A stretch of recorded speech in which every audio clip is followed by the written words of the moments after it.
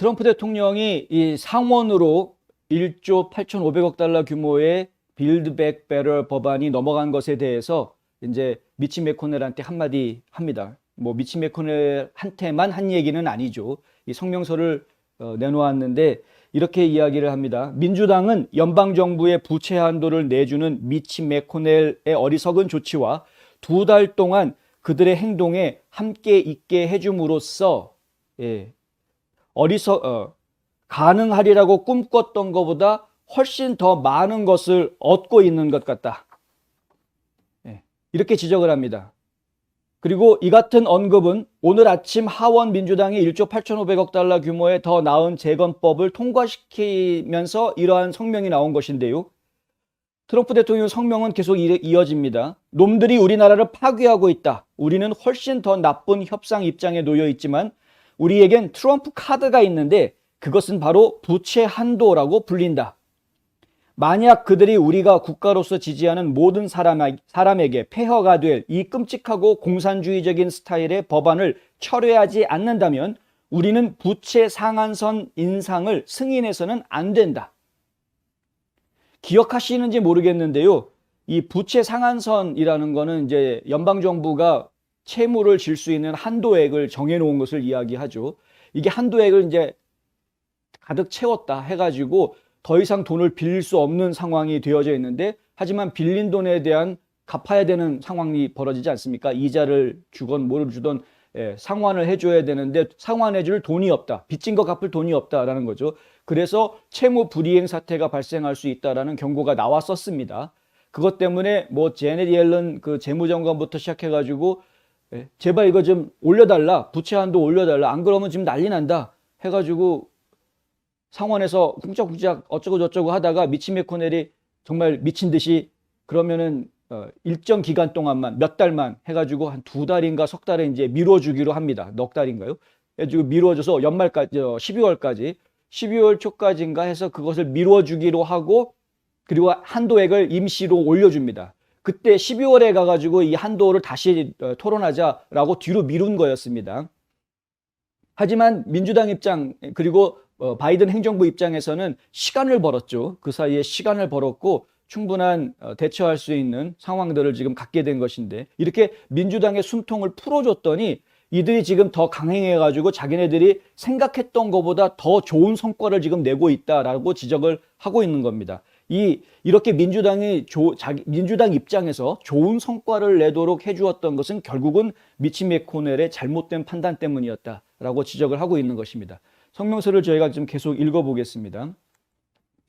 만약 늙은 부서진 까마귀가 지난번처럼 싸구려 우산처럼 접혔을 때와 같이 기꺼이 이 패를 활용해야 한다. 그걸 사용해라. 왜냐하면 부채 상한제는 그 법안보다 훨씬 덜 파괴적이기 때문이다.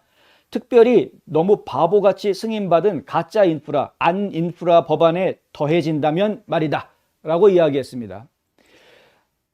트럼프 대통령은 이미 통과가 돼가지고 바이든이 서명까지 해서 이제 입법이 된 이 인프라 법안에 대해서 항상 안 인프라 법안, 인프라 법안 아니다 이거죠. 그거는 가짜 인프라 법안이란 이야기입니다. 전체 법안의 내용 중에서 실제 전통적으로 이야기하는 뭐 다리라든가 교량이라든가 인터넷이라든가 이런 인프라스트럭처라고 이야기할 수 있는 부분은 11%밖에 포함이 안 돼 있다. 나머지는 다 뭐 그린 뉴딜 정책들이다 전부. 이거는 11%만이 진짜 거기에 투자가 되는데 바꿔서 이야기하면은 1조 2천억 달러를 예산을 만들었는데 그 중에서 다리 바꾸고 도로 새로 깔고 하는 데 쓰이는 돈은 실제로는 뭐 1,200억 조금 넘는 정도밖에 안 된다라는 겁니다. 그러니까 말도 안 되는 나머지 돈들은 다 엉뚱한 데 쓰는 건데 그걸 왜 인프라 법안이라고 부르고 있느냐 이제 이렇게 지적을 계속 해오고 있는 것이죠. 근데 여기에 더해서 지금 이야기가 되고 있는 오늘 하원을 통과한 더 나은 재건법이라고 하는 이 법안은 진짜 더 한심한 법안이라 이거죠. 그러니까 이게 앞에 통과된 인프라 법안에다가 이렇게 엎어지게 되면 둘이 한 세트가 돼서 원래 계획이 바이든이 그 두 개를 하나의 세트로 만드는 거니까 한 세트를 만들게 되면은 그러면 정말 심각한 문제가 벌어진다. 이렇게 하느니 차라리 그냥 부채 한도 올려주지 않고 미국 정부가 역사상 처음으로 우리 돈 갚을 돈 없어. 그래서는 부채 불이행 채무 불이행이죠. 채무 불이행 이거 선포하는 게 오히려 미국한테 덜 손해다. 그 정도로 심각하다라고 이야기하고 있는 겁니다.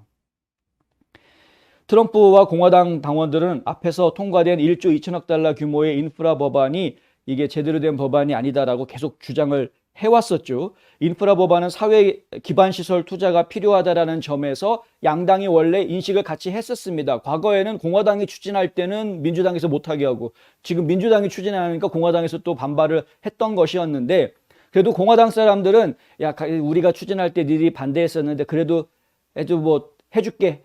예. 약간 잘 만들어 보자 해서 뭐 저희는 라이노라고 욕하고 있지만 이 초당적인 법안을 만들었죠. 어쨌든 타협을 해준 겁니다. 민주당 사람들한테. 그래서 인프라 법안이라는 게 통과가 되게 되죠. 하지만 민주당은 이 인프라 법안이 상원을 통과해가지고 하원에 왔을 때 바로 하원에서 통과시키지를 않고 이걸 계속 볼모로 잡고 있었습니다. 기억나시는지 모르겠습니다. 이게 9월 달 얘기입니다, 벌써. 예. 그러니까 지금 상원에서 인프라 법안을 초당적으로 만들어가지고 통과를 시켜주면 하원에서도 초당적인 법안이니까 그냥 통과시켜줄 수 있는 충분한 명분이 있었음에도 불구하고 그렇게 하지 않고 그걸 볼모로 잡고 있으면서 3조, 그 당시에는 3조 5천억 달러 규모였죠. 3조 5천억 달러 규모의 지출 예산 그거 통과시켜라. 상원에서 그거 통과시켜라 라고 계속 주장하고 있었습니다. 그래서 같이 한꺼번에 통과시키자. 그러니까 상원에서 그거 통과 안 시키면 우리도 이거 통과 안 시켜줘. 이런 식으로 뭐 생떼쓰기 작업을 했었죠. 그런데 조 만친 의원이 강력하게 반대했고 결국은 바이든이 3조 5천억이 너무 많으면 1조 7,500억으로 줄여도 된다. 뭐 맥시멈 2조까지 정도 해서 그 사이에서 어떻게 좀 해보자. 이렇게 바이든이 한 발 양보하게 됩니다. 그러고 나서 민주당 하원에서 다시 법안을 만들게 되죠. 이제 내용들을 추려내고 어떻게 해야 할 것인가. 꼼수 법안을 만듭니다. 그래서 이제 법안을 만들어 놓고 요번에 통과를 시킨 것이고요. 근데 그것이 이제 상원에서 다시 검토가 될 것인데 이 상원에서 만약에 검토가 되고 이게 통과가 되면 그러면은 1조 2천억 통과시킨 거랑 이게 합쳐지게 되면은 한 대략 3조가 좀 넘는 돈을 쓸 수 있는 상황이 돼버리게 되고요. 실질적으로 저희가 계산을 뽑아보면은 3조가 아니라 한 적어도 5조에서 많게는 8조 정도를 쓸 수 있게 되는 달러입니다. 달러. 8조 달러까지 맥시멈 10년 안에 쓸 수 있게 만드는 그런 법안이 됩니다. 이렇게 엄청나게 많은 돈을 뿌리게 되면은요. 물론 1년 안에 뿌리는 게 아니라 8년에 거쳐서 뿌리는 겁니다만 이렇게 뿌리게 되면 이건 상당히 심각한 문제를 가져올 수 있게 됩니다. 케빈 맥카티 원내대표가 어제 연설하던 중에 나왔던 말 중에 하나가 뭐였냐면 지금 조 단위로 이야기가 되고 있는 예산 집행 법안들을 벌써 3개나 통과시키려고 하고 있다. 세 번째 아니다 지금 나와 있는 게. 2개는 통과시켰다. 첫 번째는 그 바이든 행정부가 들어서자마자 제일 먼저 통과시켰던 게 코로나 구제였었죠. 레스큐. 코로나 구제 법안. 그래가지고 돈 많이 풀지 않았습니까?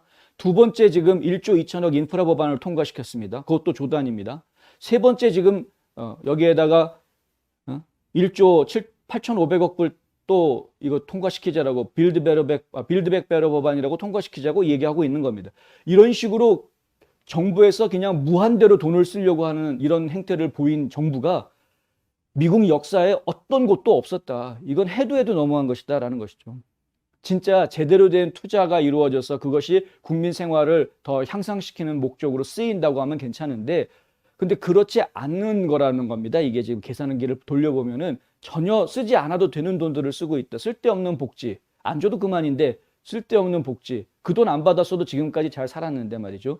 그 다음에 불치자들한테 나가는 돈들. 이거 왜 나가야 되는 겁니까 도대체?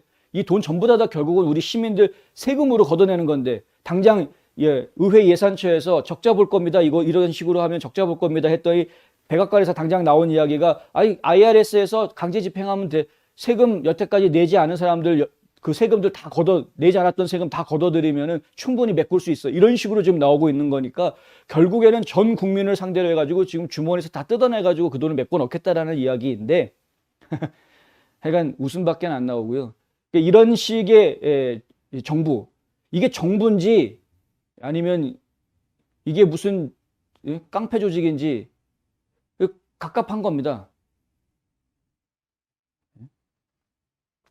그래서 트럼프 대통령이 그러지 말고 이제 대안을 하나 제시를 해준 것이 바로 트럼프 카드를 써라. 그것은 바로 부채 한도다. 그러니까 채무 한도를 어차피 12월 달에 다시 논의하기로 예정이 돼 있던 거였습니다. 상원에서. 그러니까 채무 한도를 더 이상 올려주지 않겠다라든가 원래대로 돌아가게 하겠다. 왜냐하면 임시로 올려준 거였으니까. 그렇죠? 임시로 올려줬던 거니까 다시 원래대로 돌려놓게 하겠다. 지금 정부가 돈 엄청나게 쓰겠다고 하는데 계속 부채는 올라가는데 이러면 안 되지. 그러니까 부채를 올리지 않으면서 쓸 수 있을 만큼 써봐라 그러면. 그래서 채무 한도를 아예 딱 가지고 그걸 카드로 해서 이 법안을 막아라 라는 것이 트럼프 대통령의 주문입니다. 이 주문은 이번에 처음 나온 것이 아니고요.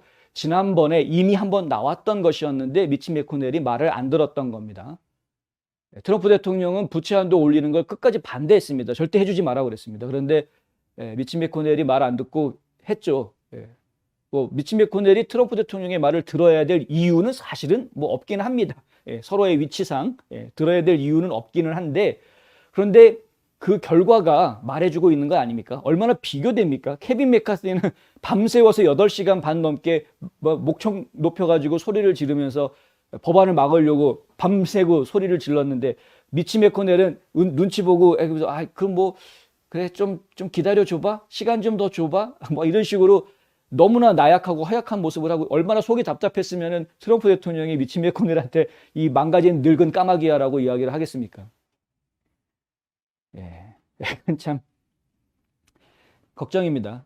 어쨌든 트럼프 대통령이 이야기하고 있는 이 부채 한도를 이용한 협상, 이것이 진정 그렇게 이루어지길 저희는 한번 기대해 보겠습니다. 조 만첸 민주당 상원의원도 가장 우려하고 있는 부분이 두 가지가 있는데요. 하나가 바로 이 부채 한도 문제입니다. 부채를 무한정 계속 이 정부가 빚을 지게 만드는 것은 결국은 모든 이 짐이 국민들한테 가게 되는 것이죠. 국민들한테 힘이 되어주지 못하는 망정 국민들한테 짐을 주는 정부가 지금 되고 있다. 이거 안 된다는 겁니다. 그게 하나고요. 두 번째가 인플레이션입니다. 이 돈을 너무 많이 풀어내면 결국엔 지금 굉장히 고공 상승하고 있는 인플레이션을 잡을 방법이 없어지지 않느냐, 이 걱정을 하고 있는 겁니다. 바이든 행정부에서는 할 수 있다라고 계속 말로 그럽니다. 그런데 보여주질 못하죠, 지금. 말로는 잡을 수 있다라고, 조금 기다리면 인플레이션이 떨어질 거야 라고 말은 몇 달 전부터 계속 그렇게 이야기했었죠. 그런데 말과 결과가 맞아떨어지는 예가 지금 바이든이 취임하고 지금까지 별로 없었습니다. 여름에 국경 넘어오는 미입국자가 많아지니까 계절적으로 그래서 그래. 뭐 날씨가 많이 더워지면은 뜨거운 여름이 되면은 저 사람들이 못 올 거야. 뜨거운 여름인데 더 많이 들어왔죠. 지금 날씨 선선한 가을이니까 그냥 막 오고 있고, 이제 추워지면 겨울 돼 추워지니까 안 들어올 거야라고 이제 말할지도 모릅니다. 근데 보십시오. 추워졌다고 안 들어오나?